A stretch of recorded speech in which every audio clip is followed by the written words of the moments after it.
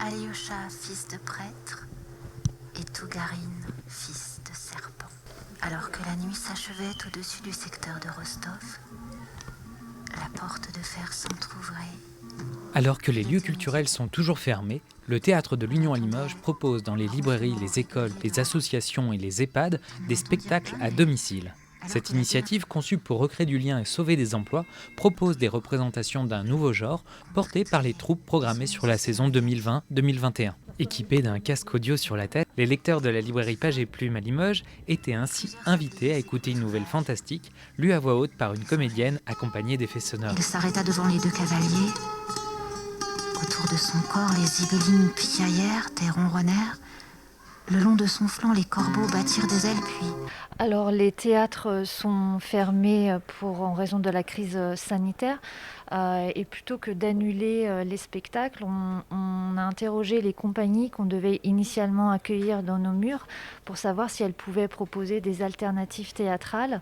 Et on a contacté des partenaires, des particuliers, des associations, des écoles pour organiser hors les murs du Théâtre de l'Union, des représentations.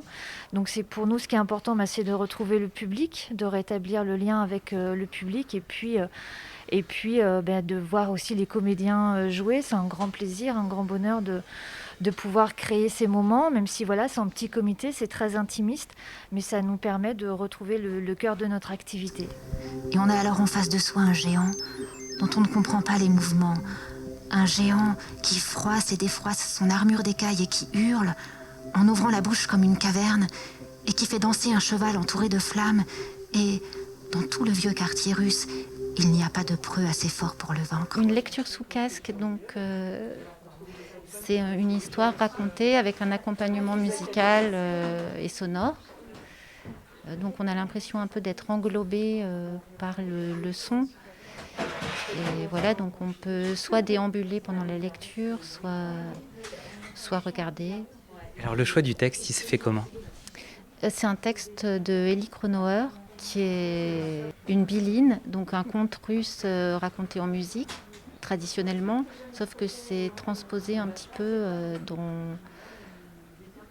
dans un monde post-apocalyptique, si on veut, avec des centrales nucléaires, des post-catastrophes, on va dire. L'opération spectacle à domicile est prévue pour l'instant jusqu'au mois de juin prochain. L'évolution des contraintes imposées par le contexte sanitaire oblige l'équipe du Théâtre de l'Union à s'inventer jusqu'à la dernière minute. Mais cela reste aujourd'hui la seule manière pour eux de continuer d'exister et de pratiquer leur art.